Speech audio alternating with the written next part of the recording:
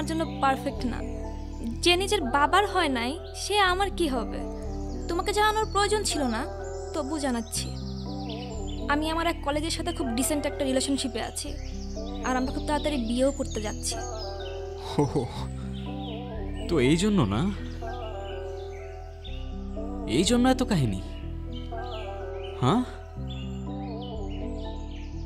Direct বলতা না, যাইতে দিতাম। এত হার্ট করার দরকার ছিল না। এরকম কিছু না, আমি শুধু আমার জন্য একটা ডিসেন্ট সিম্পল লাইফ চেয়েছিলাম, যেটা সব মেয়েই চায়। হ্যাঁ ঠিক আছে, আমি বোকা। 2টা বছর না কখনো টেক্সট করছো, না কখনো কল করছো, তাও কিচ্ছু বুঝি নাই।